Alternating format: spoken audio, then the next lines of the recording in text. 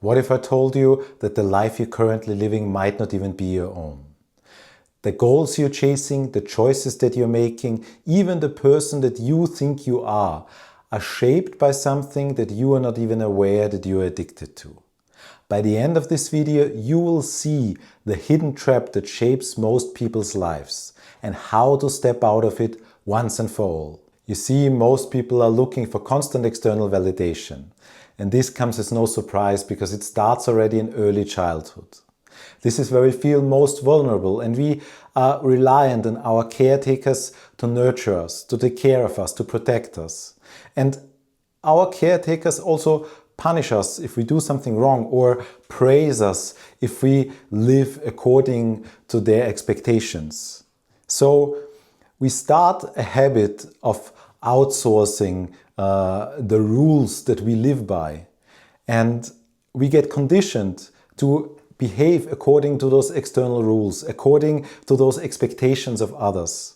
And this conditioning is getting ever stronger in modern society, where we try to not only live by the rules of our immediate surroundings, our tribe, but by the rules of the whole society, living an online life addicted to likes, comments and views. You see, in social media, online we get shown what success looks like, what kind of car you have to drive in order to be one of the cool kids, what kind of life you have to live in order to belong. And this is exactly where our mind, that is wired for a sense of belonging, gets hijacked. In the early days when we were living in tribes, this sense of belonging saved us from being cast out into the wilderness, which was a certain death sentence. And it kept us within our peer group, within our protective surroundings. And nowadays, this sense of belonging is not protecting us anymore from a death sentence of the outside world, but is rather a death sentence itself to our authentic selves, our authentic lives. When we chase after goals that are not really ours, when we climb mountains only to find out at the top that this was not our mountain, we do not only burn endless amounts of energy in the pursuit of other goals, but in the worst case scenario, we will live our whole lives according to somebody else's value set, somebody else's rule set. And according to Vadim Sealand, there are an endless amount of doors for us to walk through in order to reach our destination, but only certain of these doors are meant to be ours. And when we walk through a door that is not meant to be ours, we are destined to burn out. So how do I know if I am walking through the wrong door, you might ask? Here are some surefire ways to tell if you live according to your own rule set or if you're following somebody else's values.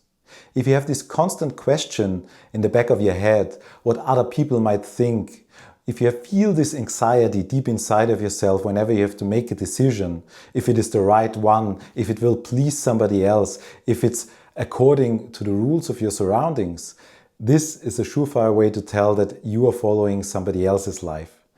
And if you are reaching milestones to your goals, but you still feel empty inside and you feel powerless, this also is a surefire way to tell that this is not the right door for you. If you keep ignoring your inner voice in favor for external acceptance, if you're constantly looking for praise of others whenever you reach something, this is also a surefire way to tell that you are not living to your own values. And before we will reveal how to step out of this trap, please send this video to somebody who needs to hear it. The first step on your path to living your own life is self-awareness. Become aware of what life you're currently living. Ask yourself, would I live the same life if nobody else was watching? And then realize that you are the only authority in your life, that you need to ask for permission. Stop outsourcing your decision making. Make the rules yourself in your mind and live according to them. Set personal rules and define success in your own terms. Reject societal norms like you have to have a house by 30. Sit down and cultivate a list of your core values. Do you prefer freedom? Do you prefer business? Are you more a family person or do you lean more into leisure and adventure? Write down what is most important to you so you have something to lean back on whenever you have to make a decision. You can use journaling to track your progress and get to know yourself better. Make sure to refine the list of your core values from time to time, because once you get to know yourself better, these values will shift and upgrade.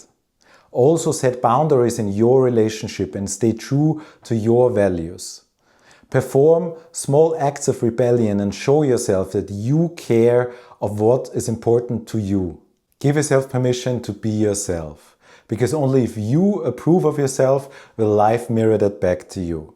And this is also what the Hermetic law of correspondence says. As within, so without.